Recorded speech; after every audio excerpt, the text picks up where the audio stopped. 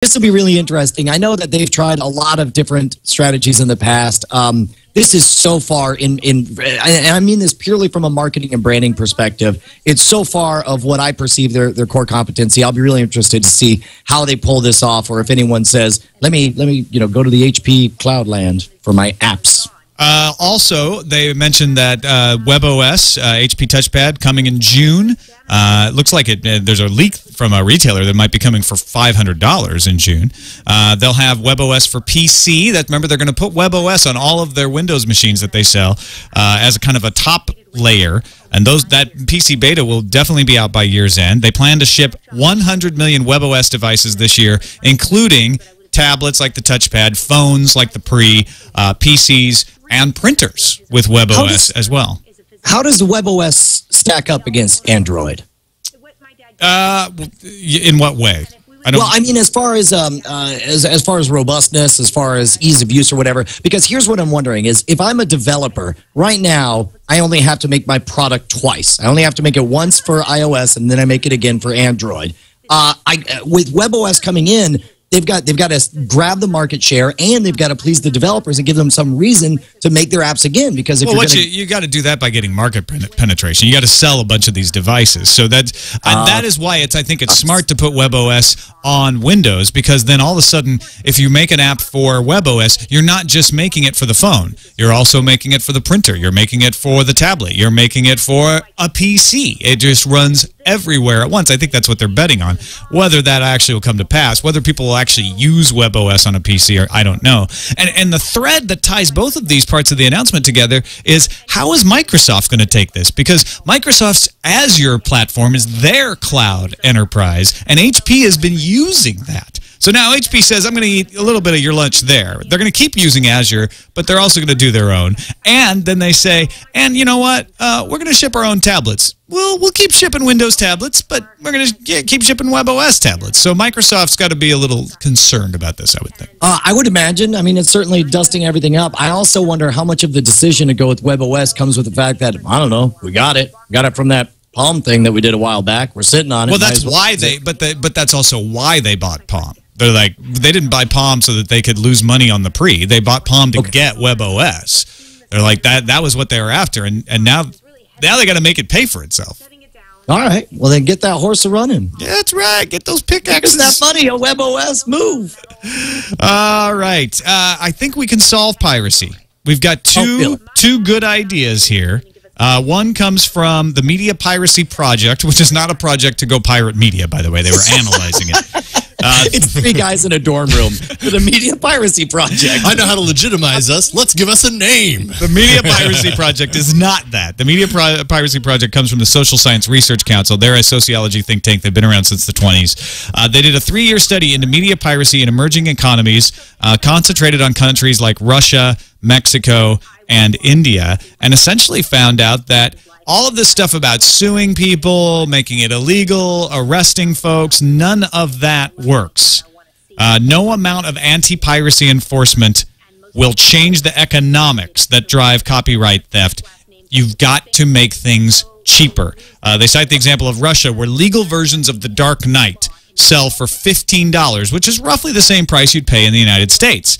But because wages are so much lower in Russia, that price represents a much higher percent of a consumer's income, the equivalent of selling The Dark Knight for $75. Pirate versions can be obtained for less than a third of that price, so boom, you go and you get the pirate version. Right. Well, and the study also confirms, from a sociological standpoint, these countries where piracy is rampant are no less moral. They're no more likely to actually steal something or kill other people or whatever. It's just a case where the economics of the situation are such. I mean, here in America, try on for size. Imagine every piece of media that you buy instead of pirate suddenly costs 5 times as much. If you wanted that video game, suddenly it's $250. If you want that DVD, it's suddenly $75.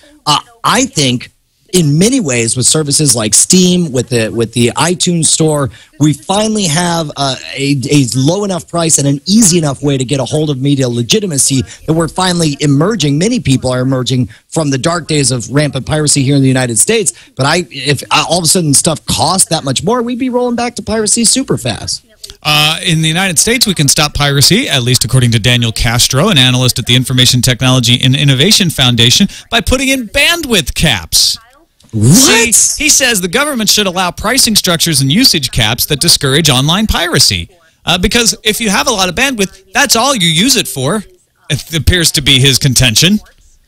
I mean, look, of all the places to try to sell us on that, a network where we stream live video and that we podcast out giant chunks of high quality data to people who want to consume it.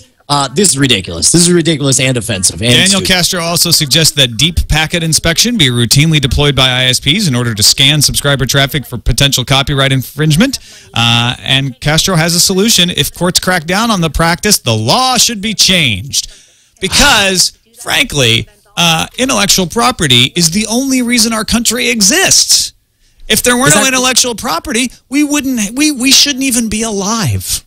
Brian? There are certain times I just want so bad for Cory Doctorow to magically be at my side, to just grab the mic and just assail this kind of argument. It's utter crap. It's born of the idea that the intellectual property industry is somehow the most important industry in the world, and that if it has even the slightest threat, that we should bring the full power of the law to bear against it. It's worse than murder. We should prioritize it above everything, and I'm sick of seeing it. Should there be laws against piracy? Sure. Should there be protections for copyright? Sure. But they are so far already beyond what is needed to create creativity, to encourage creativity. This sort of stuff is just ridiculous. It's laughable. What we should be having a conversation about is what will happen if we had no copyright law, and how do we protect against the negatives of that, rather than saying, we've got some copyright law, but you know what? It's going to take 1% off my bottom line this year. My industry's in decline. And so I really need the FBI to give up hunting actual criminals and start cracking down on copyright law. And we should have the government mandate bandwidth caps on all ISPs, because that'll help to deter the pirates. And you know what? Let's just make the world entirely inconvenient for everyone, because I need my industry to grow by 15% every year. Well, this to you and me sounds like a ridiculous solution to handle things that way. But you and I haven't spent gazillions of dollars to finance, different members of Congress to get legislation, to get certain people, I don't want to say under my thumb, but to get people to support my agenda. Like, you and I don't have the massive hammer of government to use to solve our qualms or problems with copyright law. And the part that drives me, and these people who do, of course, they're going to use it if that's what they can get away with. The crazy part is, if their goal really is to make the maximum amount of money from the maximum number of people, then study after study shows that if you lower the price and you increase the ease of purchase, you can tackle piracy. What was the study that said that the optimum price for an MP3 was a nickel? Because at a nickel, nobody would ever bother to torrent anything. Nobody would ever bother to even put it on a USB to give to their friends. Everybody's just like, oh yeah, no, give me the whole album. And the objection is, we won't be able to continue our industry at that price level. And that is the wrong conversation to have. We should not be having a conversation on Capitol Hill about whether your industry will survive. What these copyright laws are meant to protect is creativity, and will there be innovation and new art? And at that price level, at 5 cents, will there be innovation and new art? I think we would find the answer is yes. Absolutely, and it should be pointed out, to protect innovation and creativity for a limited time. This business that 100 years after the death of Walt Disney, the company will still own Mickey Mouse is ridiculous. This is another case of politicians that are bought, paid for. He's not dead. What's that? I mean, he's not actually dead. Are you talking about he's frozen? He's in cryogenic. He's in the middle of Space Mountain? Yeah. I saw him once when we were going around a loop. Exactly. He was like... So that makes the law a little... Yeah, it's hard to interpret that. But you're absolutely right. I am so tired of this argument being hijacked, and you nailed it, Brian, which is we don't have the lobbyists up there making our side of the argument. That's the biggest problem. All right. I want to devote a good portion of the show today to discussing what's going on in Japan. There are a lot of issues there. We're not going to be CNN. We're not going to cover every issue of the earthquake and the disaster relief. There are great places to find resources there, but we can help point you towards some of those resources, and we can tell you a little bit about the technology. Most important, we can actually give you some on-the-scene reports from listeners in the Tech News Today audience who have been good enough to call and write us from Japan. I want to start off with the economic side of things, not because the human side isn't important. It is much more important. It's extremely important, but you can't ignore the effect. It's interesting to see, like, well, how is this going to affect business? And I was listening to the Economist podcast this morning, and they said, look, we always tend to overestimate the economic impact of natural disasters because they are so dramatic. It turns out usually they don't have nearly the effects that you think they're going to have. And there's an article out today in the San Jose Mercury News essentially saying that same thing. It looks like there's going to be a tightness in the flash memory market, but most of the industry seems to be okay. One of the lucky things is most industrial complexes are located in the south of Japan. So they weren't as impacted by the earthquake as the companies up in the north. The two most pressing concerns for the industry are damage to the transportation infrastructure and reliability of power, according to Dale Ford at IHS Supply. It could take as long as 2 months to resolve those problems. And I'm seeing that in a lot of places I'm reading. It's not so much that the factories can't work, or the factories are having a hard time getting back, but keeping them running and having the efficiencies of a constantly running factory is an issue because of the brownouts and the power issues. And also transportation. It's like you can make all the flash memory you want, but if you can't get it on a train and get it to a boat and then get it shipped or get it to an airplane, it's going to be hard to sell it. Yeah, and at first it feels a little bit morbid. Obviously, people are dealing with a massive, massive crisis on the other side of the world. But here in America, and I know we have listeners and viewers all over the world, it feels a little bit weird to be like, yeah, but well, my gizmos continue to be on time. But it is important to take a moment and take a long view and recognize what's going to happen to the distribution logistics of the way not only our electronics, but all the imports that we get from Japan, right, and all the affected areas. Yeah, it's definitely not the most important story coming out of Japan, but that doesn't mean that it's should be ignored entirely. Some other really good stories coming out of Japan. Engadget reports today that AT&T, Sprint, Verizon, Dish Networks, Comcast, and Cox Communications have all announced plans under which free calls can be made to Japan, and as well as free text messages in a lot of cases between now and March 31st. So, for all the vitriol we were spewing at some of these companies earlier today, this is a good move, and I applaud them for it.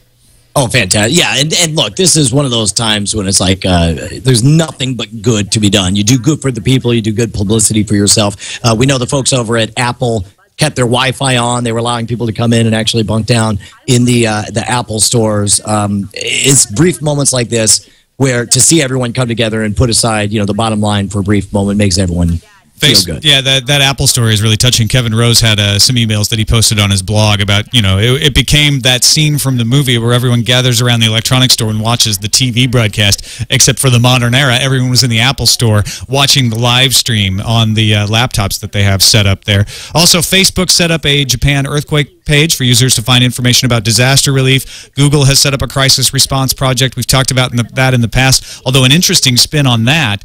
Google is now encouraging people to take photos of the posters with people's names with their cell phones and send them to an address tohoku.anpi.google@Picasa Web.